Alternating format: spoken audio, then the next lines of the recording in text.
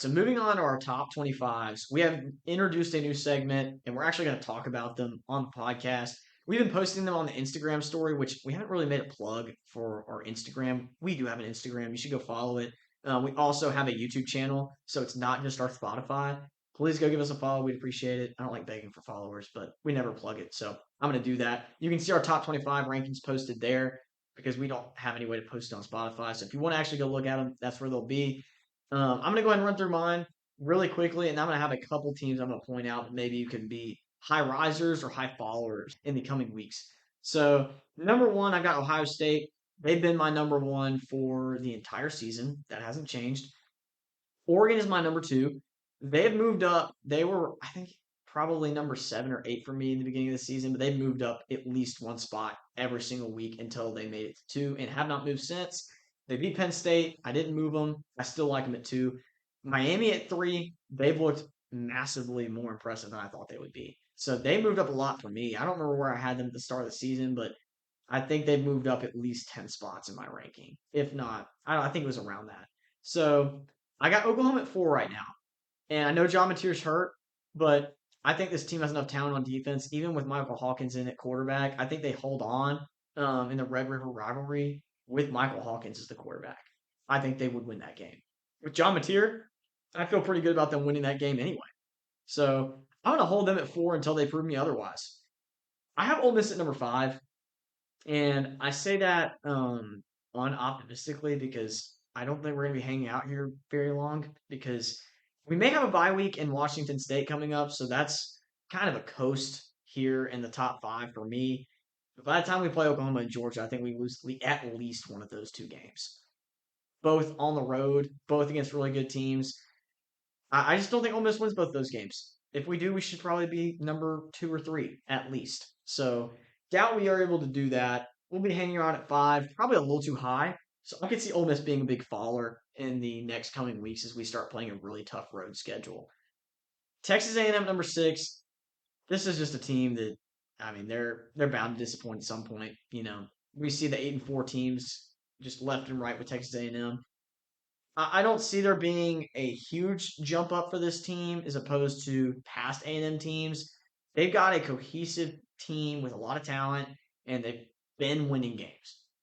Mississippi State's going to give them a challenge this week.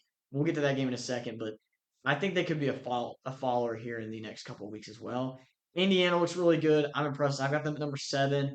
I think they'll win in Penn State, which solidify them as the top 10 team for the rest of the season when they play Penn State.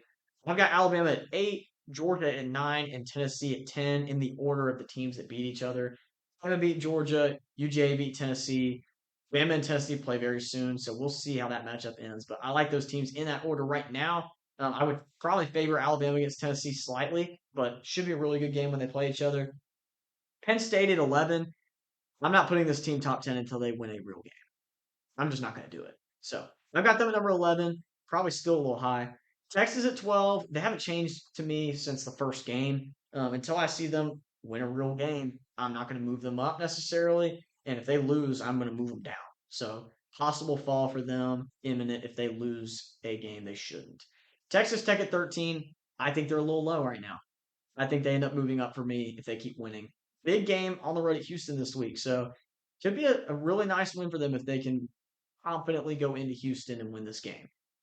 Missouri at 14, probably the most consistent team to me in the top 25 in all phases of the game. Maybe outside of defensive line play, I think Missouri looks really good. And I say that offensive line play has been spotty for them, but they have one of the most balanced offenses in college football. I'm higher on them now than I was at the beginning of the season by a long stretch, but I'm not going to get too high on this team. I think there's a ceiling for them, probably around 10.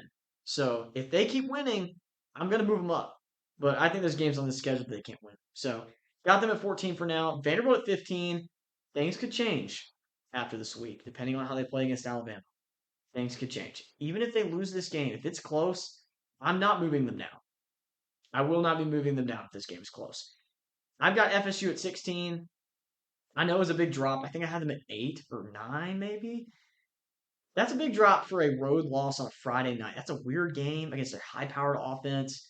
You can't win them all with college football today. We've said that already.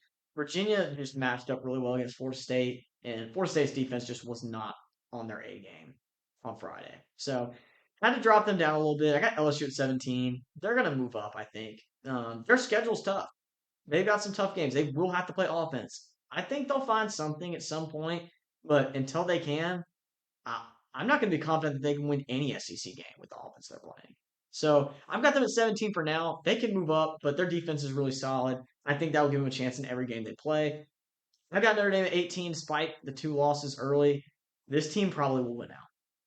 If they don't win out, then they definitely won't make the playoffs. But I think there's a real chance this team will win out. Boise State this week, real opportunity to make an emphatic win and blow out Boise State. I definitely see that being a possibility. So be looking for that game to be not very close. Iowa State at number 19. I feel like this is a very common team people have way too high right now. I like Iowa State. I like Rocco Becht. I had him as one of my top quarterbacks in the Big 12 coming into the season, but this team just does not show me anything that makes me think that they're worthy of a top 15 spot. They haven't won a big game. Kansas State's probably one of their biggest wins in Ireland, and Kansas State's not very good. Actually, I take that back. Arizona's probably their best win. Iowa's not a great football team. Their defense is tough, but they're not a great football team.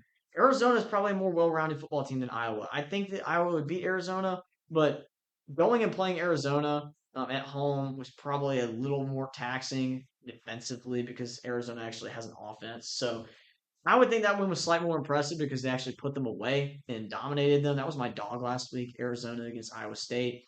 They did not make this game close. So I hopefully we'll break that streak. I think I've lost every single one of my Call the Dogs picks so far. That has been my worst segment as far as picks go, which is really funny because we've picked so many good upsets this year. But Iowa State at 19, they'll probably be around that area for me unless they win a huge game coming up. They've got Cincinnati. That would move them up for me a couple spots if they win that game emphatically. Georgia Tech at 20, I dropped them after Cincinnati. Not Cincinnati. I dropped them after the Wake Forest debacle. I thought they probably should have lost this game, so I moved them down. I still like the fact that they were able to find a way to win when they got the opportunity, so I didn't move them down too far. I think it was like 3 or 4 spots, but they're gonna have to prove it to me against real teams. I know Clemson was a good win and all, but Clemson's not that great. So they're gonna have some bigger games this year that they're gonna have to prove to me that they can actually be competitive in those games and win them. I got Michigan at 21. I still like Michigan. They're solid. I think they'll move up as the season progresses. Memphis at 22 probably won't hang around there too long. They've got an easy schedule, but I think they play USF at some points in the next couple weeks. I think USF's probably going to win that game, and I'll probably move USF up and Memphis down. For right now, Memphis is undefeated and has a key win over Arkansas. So I've got them at 22. Mississippi State at 23. I really like Mississippi State. I moved them up this week even after a loss. Tennessee's a great football team. They had to have 2 defensive touchdowns in Starkville to win this game. So I think Mississippi State deserves to be ranked right now. I know they're 4-1, but the fact that Notre Dame is 2-2 and they're getting ranked, and you got teams like BYU who have played absolutely nobody and they're getting ranked. Virginia, I know they beat Florida State, but I think that Mississippi State's winning against Arizona State is just as impressive, and they're not getting credit for it yet. So I'm giving them credit. I got them at 23. If they can keep winning football games they're not supposed to win, like against Texas A&M this weekend, they'll keep climbing. So got USF at 24. I think they'll move up if they can beat Memphis in the upcoming weeks. I got Utah at 25. I know they lost in a somewhat of a blowout to Texas Tech, if you want to call it that. This game was close for 3 quarters. Backup quarterback comes in and runs the offense to perfection and puts away Utah at home. Texas Tech's an incredibly well-rounded football team. They're really solid. They'll probably end up winning the Big 12 championship if I had to put money on it. So Utah losing what was for 3 quarters a very tight game to Texas Tech does not make me feel bad about them. They are very efficient when they do not play poorly on offense against really good defenses. So the team that they're supposed to be able to move the ball against, they're very efficient. So if there's weaknesses on your defense and Utah's playing you, Devin Dampier is going to play an efficient football game, and he's going to pose a threat running the ball and throwing the ball. I love Utah. I think they got one of the best offensive lines in college football. I think their run game is very strong. Pass game's looking better. Defense is solid. They've got a really good edge rusher over there. He's got several sacks. He was leading the nation in sacks at one point this year. I've got them at 25. I think 25 is probably one of the hardest spots to rank on this poll because there's just so many teams I could put here. For right now, I'm going to stick with Utah. That'll probably change, but I've got them there for right now. So, Landon, what you got? All right, I'm actually going to start mine from 25 and go up and go pretty quick here. I also have Utah number 25. Obviously, the tough loss to Texas Tech, but they've played pretty sharp in their other games. I have BYU at 24. They really haven't been challenged too much yet, but they've taken care of business. TCU at 23. The tough loss to Arizona State, but outside of that, they've looked pretty good. Arizona State at 22. Good win over TCU last week. Solid win over Baylor. Tough loss to Mississippi State, who I have at 21. With the good win over Arizona State. Um, Hard fought game, lost against Tennessee. Talked about that. They look solid in all the other games. Iowa State at number 20. They haven't played a great team yet, but they've taken care of business, and there's something to be said about that. So number 20 for them. Number 19, Florida State, coming off the heartbreaking loss to Virginia, but still have the great one over Bama.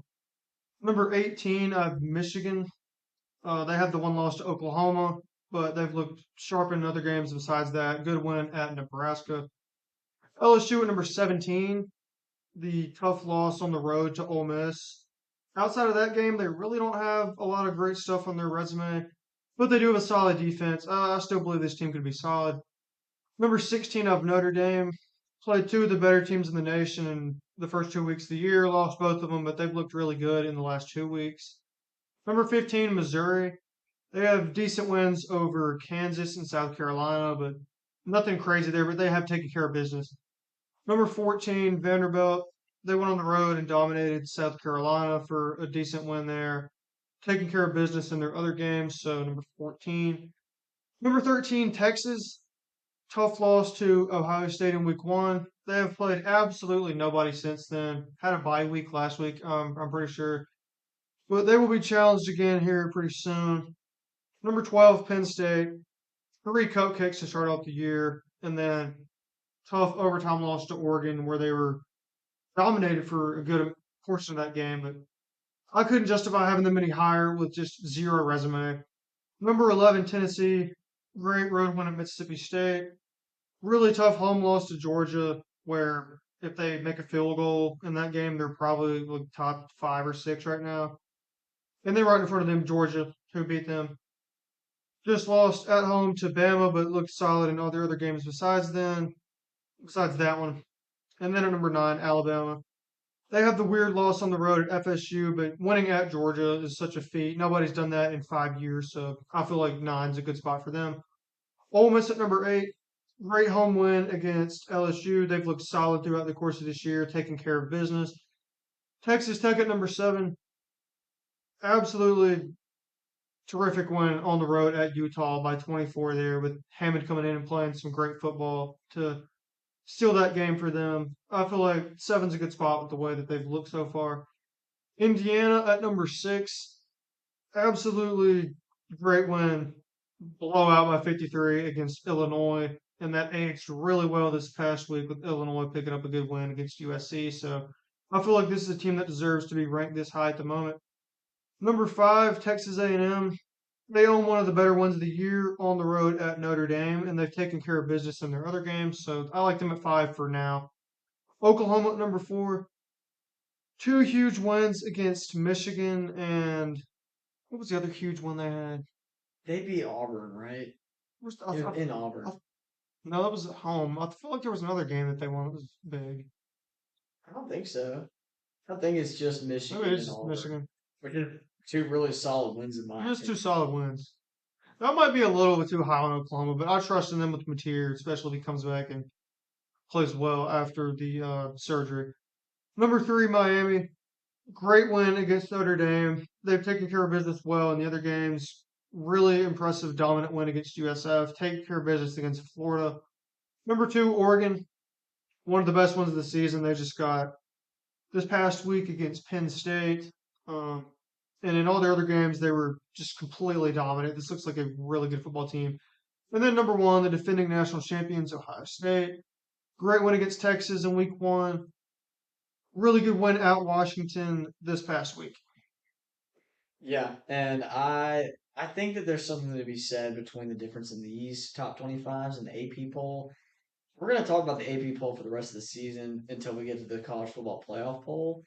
There's not much of a difference in my eyes between those two, but just take a moment if you actually care to look at our top 25s and then switch over to you can go to on three. I think they have the AP poll posted on there. So if you're on Instagram, you're ever looking at these, just compare the two. Just see the differences. See the teams that they move up and down 15 spots every week. Like the AP poll will take teams that have no business being ranked and rank them, and then they'll disappear when they lose, just like they were never there. And they'll take teams that win no games and put them in the top 15 or the Penn top State's still 10. number 7, I'm pretty sure. Like, it's just Ridiculous, a joke. absolutely ridiculous. And so, I, one of the things I think is kind Penn of State's crazy. above Indiana right now. That's so stupid.